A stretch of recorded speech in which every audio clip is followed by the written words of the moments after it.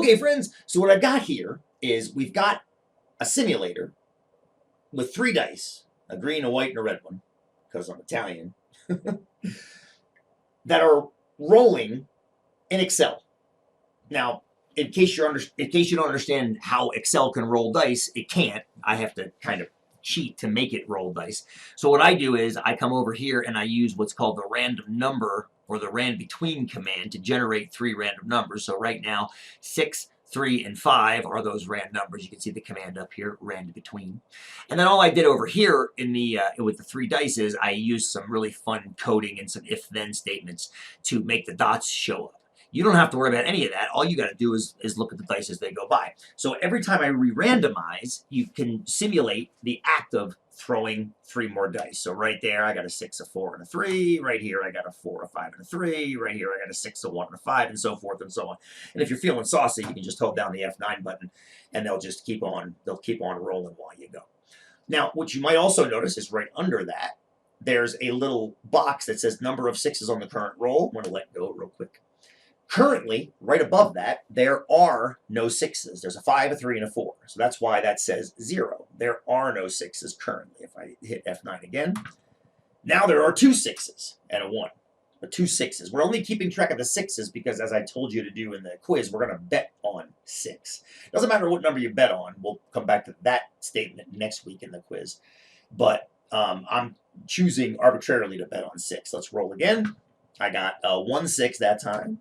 I got 1 6 that time. I got no 6s that time. I got no 6s that time. No 6s that time, and so forth. So if you hold down the F9 button again and watch the dice continually roll, you might notice that you usually see either a 0 or a 1. You are seeing a 2 every once in a while in there, and if you look really carefully, you see a 3 every once in a while.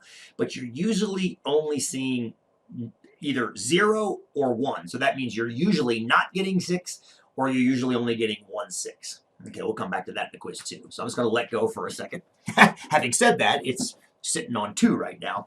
And what I'm going to do is I'm going to expand the window a little bit so we can see the data being collected right next to it. Because, holding down that F9 button and letting it run like that is fabulous, except it's hard to make any kind of a precise comment like, I just made a comment, you usually only get a 0 or a 1 in that box. Well, how often does that happen? Well, that's what this helps us do. All right, let's break down what you're looking at right now. Column N is the left-hand column of a probability distribution. In other words, it's telling you if you roll 3 dice, how many 6s can you get? Well, you're either going to get none, you're going to get 1, you're going to get 2, or you're going to get 3. That's all that could possibly happen. The next column over is simply Excel keeping track of what's going on right now. Currently, there's a little 1 in that column, a little red 1, because it's showing that there are no 6s. If I roll again, once again there are no 6s. Once again, no 6s. Now there's a 1 6, so now the 1 shows up down there in the next cell down. 1 6 again, 1 6 again, no 6s. Let's see if I can click through and get something other than 0 or 1, although this is reiterating what I said earlier about usually you see 0 or 1. We'll come back to that in a second. Okay. I'm not going to get lucky. Well, oh, there it is. Boom. I had to keep going. So right there, now there's a 1 next to the 2 because currently you're seeing 2.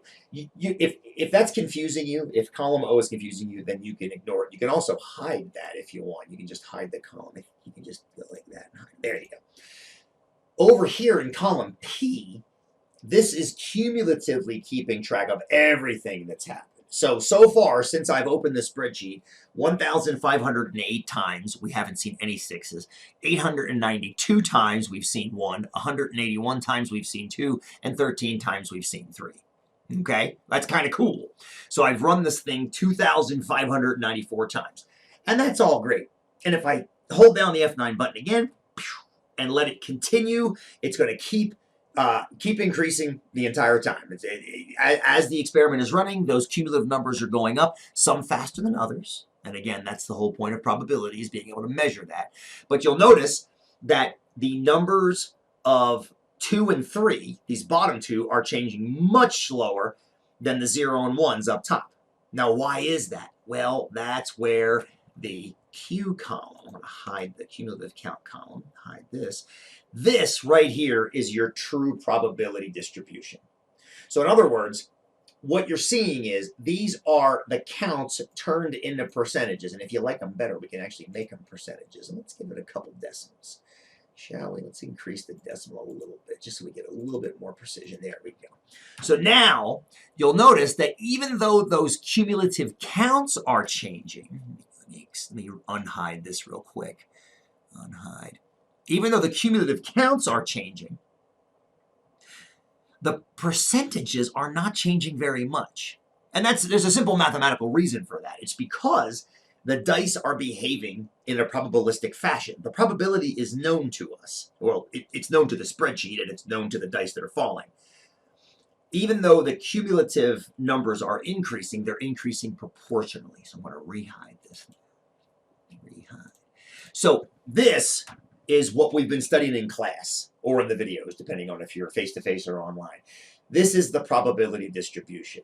This is the percentage of times you don't see any sixes. This is the percentage of time you see 1 6. This is the percentage of time you see 2 6s. This is a percentage of time you see 3. Also, if we expand the window a little bit, tiny bit more, we can see a histogram or a bar graph, whatever you feel like showing, of the number of sixes. So in case you like a graphical look more than you like just the tabular look over here in columns N and Q, you got them both. Before we go any further, I want you to take a screen grab of both the probability distribution t-table and this graph. You're going to include that as one of your questions on the quiz. I want to hold down the F9 a little bit more in case you want some more data, but they're not changing very much. At this point, those probabilities are pretty much staying the same. They're pretty much staying the same. They're not changing a great deal. So I can just let it go. We can let it sit right there. All right, my friends. So once you've taken your screen grab, go back into the quiz and answer the last few questions.